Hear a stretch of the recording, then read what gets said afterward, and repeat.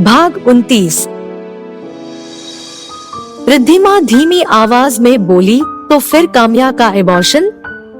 और abortion papers पर abortion का रीजन उसका सीढ़ियों से गिरना था, और फिर उस हॉस्पिटल के रजिस्टर में तुम्हारे साइन। एबॉर्शन पेपर पर हस्बैंड के कॉलम में तुम्हारा नाम, और यही नहीं, उस पर एज हस्बैंड तुम्हारे सिग्नेचर भी थे। वो सब। कबीर उसे देखते हुए बोला, उस दिन मैं उसके फ्लैट से चुपचाप निकल आया था। उस दिन के बाद ना तो मैं उससे मिला और ना ही उससे कोई बात की। खुद को यूं इग्नोर करना उसे पसंद नहीं आया, तो एक दिन वो खुद ही मेरे फ्लैट पर चली आई। मैंने उसे अंदर नहीं आने दिया और उससे दरवाजे पर खड़े होकर ही बात करने लगा, लेकिन हमारी बातें धीरे बहस में बदल गई। मैंने उसे बता दिया कि मैं उसका सच जान चुका हूँ और अब उसकी मेरी जिंदगी में कोई जगह नहीं है।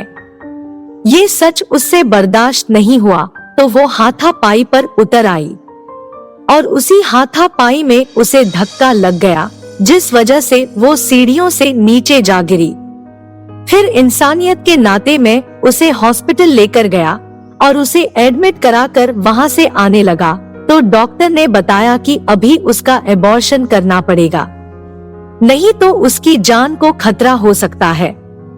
मैं ऐसे किसी भी इंसान को नहीं जानता था जिसे उस वक्त काम्या की मदद के लिए बुला पाता, इसलिए मैंने ही वहां की सारी फॉर्मेलिटी पूरी की और वहां से चला आया। लेकिन मेरी लाइफ में एक समस्या अब भी मुबाए खड़ी थी कि मैं कैसे दादाजी का सामना करूंगा, कैसे सबको सच बताऊंगा, कैसे खुद की कंपनी को नुकसान से बचाऊंगा। मैंने तब तक अपनी कंपनी भी ज्वाइन नहीं की थी। मैंने जो फाइल काम्या को दी उसने हमारी कंपनी की सारी सीक्रेट इंफॉर्मेशन थी, जिसकी वजह से उसके डैड ने हमारी कंपनी को बर्बाद कर दिया। हमारी कंपनी बैंकक्रप्ट थी, लेकिन उस मुश्किल वक्त में एक फरिश्ता हमारी जिंदगी में आया, जिसने हमारी कंपनी को ना सिर्फ बचाया बल्कि दोबारा से उसे उसी मुकाम पर लाने में भी हमारी पूरी मदद की। जानती हो रिद्धिमा वो शख्स कौन था? रिद्धिमा ने ना में अपना सिर हिलाया। तो कबीर बोला, वो तुम्हारे डैड थे। यह सुनकर रिद्धिमा हैरान होकर उसकी तरफ देखने लगती है, तो कबीर दोबारा से कहता है, हाँ, वो राजेश ठाकुर ही थे जिन्होंने उस वक्त हमारी मदद की, जब हमारी मदद करने को और कोई तैयार नहीं था। तो बताओ मैं कैसे उनके प्रपोजल को एक्सेप्ट नहीं करता? जब वो मेरी मदद तुम्हारे लिए मांगने आए तो मैं कैसे उन्हें मना कर देता? इसलिए मुझे तुमसे शादी करनी पड़ी। रिद्धिमा सच जानकर जितनी ज्यादा परेशान थी उतनी हैरान हुई थी। रिद्धिमा को इस तरह हैरान परेशान देखकर वो कुछ पल के लिए चुप हुआ और फिर रुककर बोला, अब तो तुम्हें तुम्हारे सारे सवालों के जवाब मिल गए होंगे। रिद्धिमा रोते हुए बोली, आई एम सॉरी, तुम्हें गलत समझने के लिए। कबीर उसके मुंह पर उंगली रखते हुए बोला, चुप हो जाओ रिद्धिमा, तुम्हें इस तरह बार बार माफी मांगने की कोई जरूरत नहीं है। जानती हो हम दोनों के बीच में कुछ भी कॉमन ना होते हुए भी एक चीज फिर भी कॉमन है, वो है हम दोनों का गलत रिलेशनशिप में होना। तुम्हें भी एक गलत रिश्ते का शिकार होना पड़ा, जैसे कि कभी मुझे तुमने वही किया जो कभी मैंने किया था, इसलिए मैं तुम्हें गलत नहीं ठहरा सकता। मैं इस वक्त तुम्हारी हालत बहुत अच्छे से समझ सकता हूँ। जब दिल टूटता है ना तो बहुत बुरा लगता है। तुम तो फिर भी बहुत बहादुर हो, मैं तो बिल्कुल ऐसा हो गया था जैसे मेरी जिंदगी में कुछ बचा ही ना हो। सब कुछ बिखर गया था मेरे आसपास, लेकिन तुम चिंता मत करो, अब तक बहुत कुछ गलत हो चुका है, लेकिन अब वक्त आया है सब कुछ सही करने का। रिद्धिमा कबीर से बोली, कबीर क्या हम एक दूसरे को एक चांस और नहीं दे सकते? कबीर रिद्धिमा के आंसू पोंछते हुए बोला, चांस का तो सवाल ही नहीं उठता रिद्धिमा। हम दोनों ना तो एक दूसरे पर विश्वास करते हैं और ना ही एक दूसरे के लिए कंपैटिबल है। हम दोनों की एज में भी बहुत फर्क है। तुम्हारी और मेरी शादी सिर्फ एक समझौते के तौर पर हुई थी, जिसमें मुझे तुम्हें ईशान से बचाना था, और वो मैं अब कर चुका हूँ, तो इसलिए अब तुम्हें इस शादी से आजाद होना ही होगा। समझौते के रिश्ते दूर तक नहीं जाते, इसीलिए बेहतर है कि हम दोनों अलग हो जाएं। रिद्धिमा कबीर का हाथ अपने हाथों में पकड़ते हुए बोली, प्लीज कबीर, एक बार मुझे माफ कर दो, प्लीज मेरे साथ ऐसा मत करो। प्लीज इस रिश्ते को एक मौका और देने दो। मैं अपनी तरफ से पूरी कोशिश करूंगी इस रिश्ते को निभाने की, प्लीज कबीर। कबीर उसके चेहरे को अपने हाथों में थामते हुए बोला, रिद्धिमा, तुम्हारे आगे अपनी पूरी जिंदगी पड़ी है।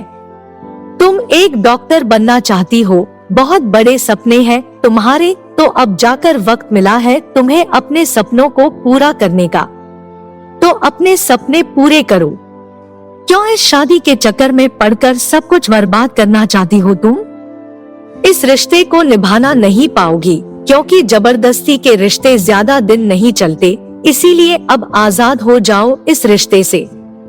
और अब रोना बंद करो और मुस्कुराओ कि अब जाकर ही सही सब कुछ ठीक तो हो चुका है। रिद्धिमा अपने गालों पर कबीर के रखे हुए हाथ पर अपना हाथ रखते हुए बोली, कबीर, कुछ ठीक नहीं हुआ है, बल्कि सब कुछ गलत हो रहा है। हम दोनों अगर साथ रहेंगे तो सब कुछ ठीक कर सकते हैं। एक मौका दे दो कबीर, मैं अपनी तरफ से पूरी कोशिश करूंगी सब कुछ ठीक करने की। कबीर बोला, मैं तुम्हें इस रिश्ते से आजाद करके सब कुछ ठीक ही तो कर रहा हूँ रिद्धिमा। अब और कुछ ठीक करने के लिए बचा ही नहीं है। शुक्र मनाओ कि हम दोनों के दिल में एक दूसरे के लिए कोई फीलिंग है ही नहीं। अगर ऐसा है तो इस रिश्ते को तोड़ना मुश्किल होता है, लेकिन जब ऐसा कुछ है ही नहीं तो तुम इतनी जिद क्यों कर रही हो? रिद्धिमा बोली, please Kabir, don't do this to. Kabir हल्के गुस्से से बोला, प्लीज रिद्धिमा, इसे हम दोनों के लिए इतना मुश्किल मत बनाओ। रिद्धिमा गुस्से से उसका कॉलर पकड़ते हुए बोला, अगर तुम्हारे मन में मेरे लिए कोई फीलिंग नहीं तो क्यों बार बार मेरे इतने करीब आते थे? जो थोड़े बहुत पल भी तुमने मेरे साथ बिताए वो सब क्या थे? कबीर उसके हाथ से अपनी कॉलर छुड़ाते हुए बोला, बहक गया था मैं, हाँ। इतने सालों बाद किसी को खुद के इतना करीब पाकर खुद पर काबू नहीं रहा था, लेकिन सच तुम भी जानती हो रिद्धिमा, हम दोनों के बीच आज तक कभी भी ऐसा कुछ नहीं हुआ जिसकी वजह से तुम मेरी जिंदगी या घर में रुक सको। मैंने तुम्हें ऐसी कोई भी वजह नहीं दी है जिस वजह से तुम मेरे दिल से, मेरी भावनाओं से खेल सको। रिद्धिमा बोली, मानती हूँ ऐसी कोई वजह नहीं है, लेकिन हर काम वजह से ही किया जाए ये कोई जरूरी तो नहीं, कुछ काम बेवजह भी कर लेने चाहिए। क्या तुम बेवजह मुझे अपनी जिंदगी में नहीं रहने दे सकते? कबीर बोला, नहीं, मुझे मालूम है कि रिद्धिमा की तुम अभी गिल्ट में हो, इसलिए ऐसा कह रही हो। तुम्हें अभी भी ये लगता है कि तुमने मेरी कंपनी की फाइल चुराकर गलत किया है, इसलिए तुम इस रिश्ते को एक और मौका देने की बात कर रही हो। लेकिन अब इन सब बातों का कोई फायदा नहीं है। मैं यह फैसला बहुत पहले ही ले चुका था, इसलिए अब मेरा फैसला बदलने की कोशिश मत करो। रिद्धिमा अपनी तरफ से आखिरी कोशिश करते हुए बोली, प्लीज कबीर, हमारे रिश्ते को एक और मौका दे दो। कबीर अपना मुंह फेरते हुए बोली, प्लीज रिद्धिमा, तुम और मैं कभी हम थे ही नहीं, तो हमारे बीच किसी रिश्ते का तो सवाल ही नहीं है। मैं जानता हूँ कि तुम्हें यहाँ घुटन महसूस होती है, और ये घुटन किस वजह से है मैं यह भी जानता हूँ। ये कहकर वो उसकी तरफ मुड़कर उसकी गर्दन पर अपने हाथ रख देता है और उसका मंगलसूत्र खोलने की कोशिश करने लगता है। रिद्धिमा को जब यह एहसास होता है कि कबीर क्या करने वाला है, तो वो अपने मंगलसूत्र को कसकर पकड़ लेती है और उससे थोड़ा दूर होकर अविश्वास से उसे देखते हुए कहती है, कबीर, ये तुम क्या करने की कोशिश रहे हो? होश में तो हो? कबीर बिना किसी भाव के बोला, ज्यादा कुछ नहीं, तुम्हारी मुश्किलें आसान कर रहा हूँ। रिद्धिमा गुस्से से चिल्लाकर बोला, शादी जैसे रिश्ते इतने कच्चे नहीं होते कबीर की जो इतनी सी बात से टूट जाएं। और तुम्हें किसने हक दिया मेरे गले से इसे उतारने का? माना कि इसे पहनाया तुमने था, लेकिन इसे उतारने का अधिकार सिर्फ और सिर्फ मेरा है। और खबरदार, जो तुमने आज के बाद इसे हाथ लगाने की भी कोशिश थी। कबीर रिद्धिमा को मंगलसूत्र के लिए इतना प्रोटेक्टिव होता देखकर, और जो रिद्धिमा अब तक चुप थी, उसको अचानक ही इतने गुस्से में देखकर बहुत हैरान था। लेकिन वो अब किसी भी कीमत पर कमजोर नहीं पड़ना चाहता था, इसलिए अपने चेहरे पर सख्त एक्सप्रेशन दोबारा से लाते हुए उसकी तरफ देखते हुए बोला, ठीक है ठीक है, अगर तुम इसे अपने गले में लटकाना चाहती हो तो बेशक लटका सकती हो, मुझे कुछ फर्क नहीं पड़ता। लेकिन अगर तुम्हें ऐसा लगता है कि इसे पहनकर तुम दोबारा से इस घर में रह सकोगी तो यह तुम्हारी गलत फहमी है। तुम्हें यहाँ से जाना ही होगा रिद्धिमा। मेरा ड्राइवर नीचे वेट कर रहा है, जितनी जल्दी हो सके नीचे आ जाओ। रिद्धिमा धीरे से बोली, मैं यहाँ से नहीं जाना चाहती कबीर।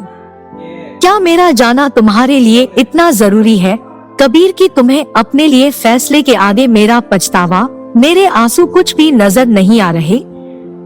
कबीर बोला, प्लीज रिद्धिमा, मुझे इमोशनली ब्लैकमेल मत करो। तुम्हें यहाँ से जाना ही होगा, तुम यहाँ नहीं रह सकती हो। ये कहते हुए कबीर वहाँ से खड़ा हुआ और बेडरूम से बाहर निकल गया। उसके जाते ही रिद्धिमा धम्मम से जमीन पर बैठ गई और जोर जोर से रोने लगी। उसे कुछ समझ में नहीं आ रहा था कि वो कैसे कबीर को समझाए, कि वह क्या करे जो कबीर उसे जाने से रोक ले। वो ये सब सोच ही रही थी कि उसके कानों में एक आवाज पड़ी, भाभी।